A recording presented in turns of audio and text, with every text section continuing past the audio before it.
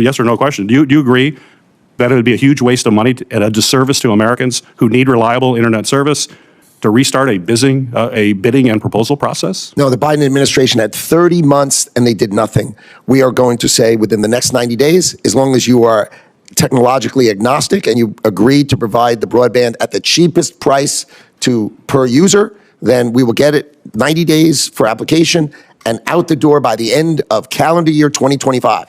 And here today. Nice to see you. I know you've talked about this issue a fair amount today, but it's important to me, and I want to bring it up as well. The National Weather Service forecasting offices are absolutely critical to public safety, and I know my colleagues have raised this issue, but I think it's important for me to restate so you just know how important it is for all of us here. The employees in these offices issue weather and flood warnings, as you know, maintain critical observation equipment, protect life and property. And literally for decades, they've always been open 24/7 because weather happens at night too, not just during the day. It happens all the time.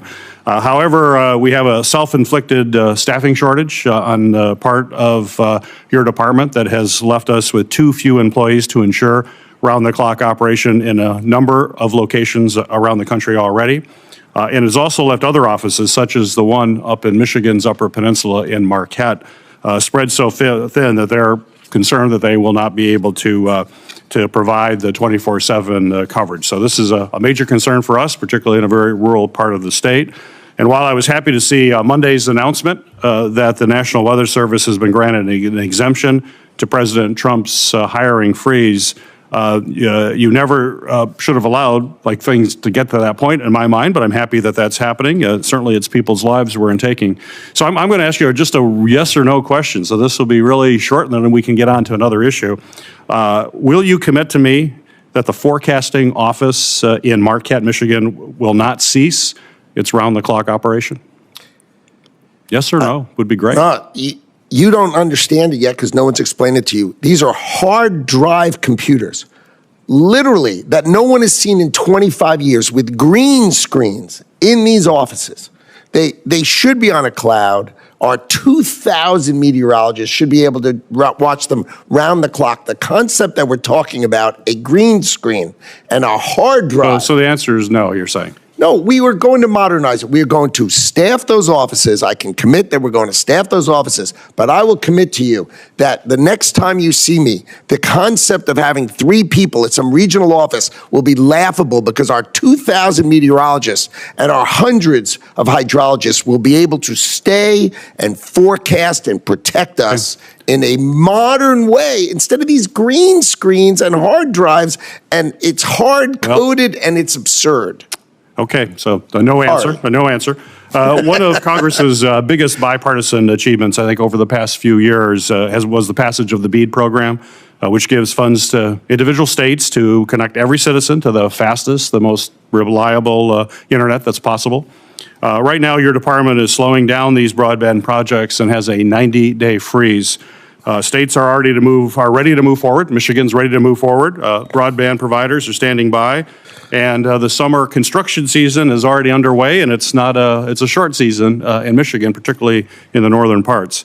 Unfortunately, you've indicated your department is planning to release new rules that would force states to restart their bidding process and tell states that they can't choose which are the best performing broadband technologies for their individual community. You said that you care about efficiency. I appreciate that. But let's be clear, forcing states to start a process over would waste millions of dollars, add months, potentially years of delays to shovel-ready broadband projects that are ready to go this summer, especially in states like Michigan with a short building season. Millions of Americans, including over 250,000 Michigan households, are on the brink of receiving low-cost, high-speed internet.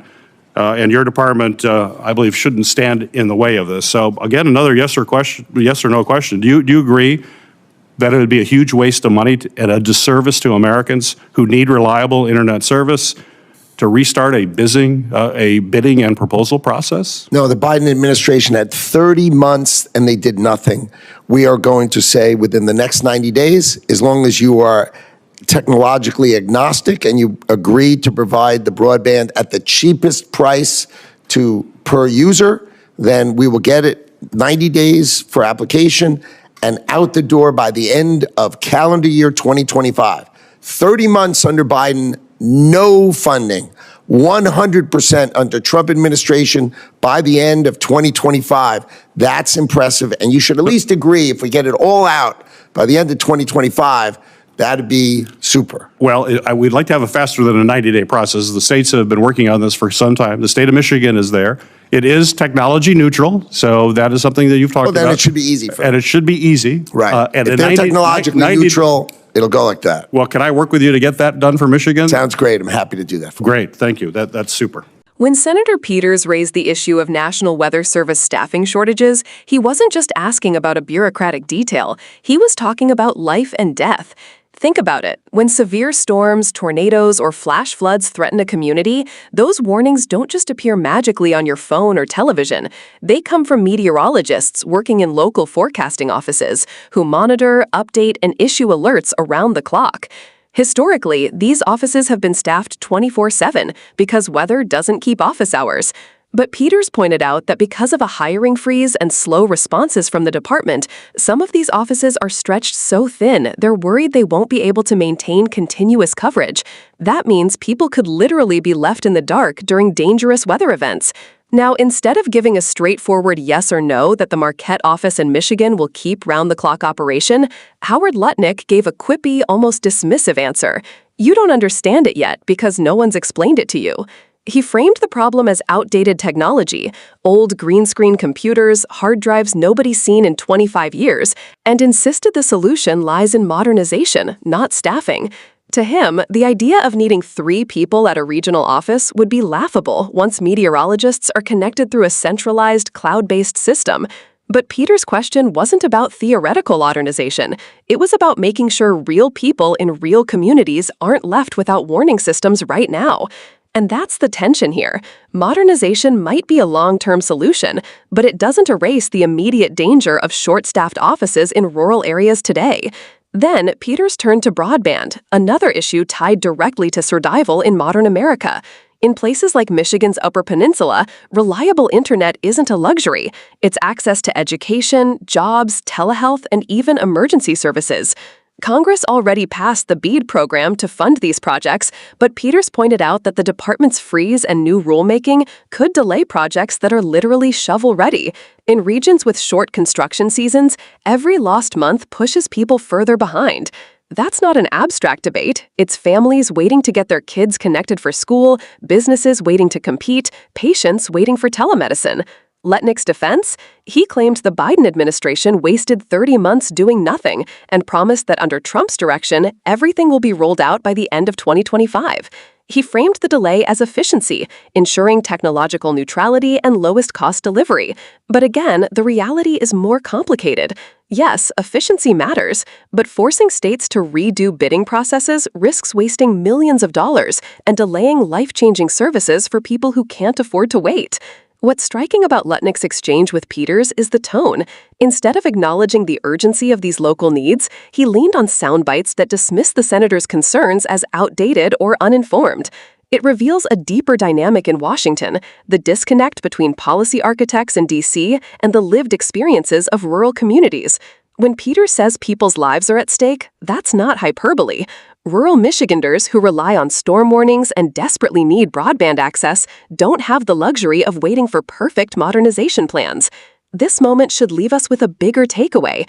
Technology and modernization are important, but they can't be used as shields to avoid addressing immediate gaps that affect people today. Safety warnings and internet access are not optional. They are basic infrastructure of modern life. Leaders shouldn't hide behind "you don't understand" as a way to sidestep responsibility. They should be bridging the gap between long-term innovation and immediate accountability. So here's the question for us. Do we accept sound bites, or do we demand solutions that protect communities now while preparing for the future? Because behind all the political back and forth, real people are waiting for a warning that could save their lives or a broadband connection that could change their future. If you want leaders to focus less on quips and more on delivering results for ordinary Americans, make your voice heard. Share this video, stay informed, and demand accountability from your representatives. Because modernization without action today isn't progress. It's just another excuse.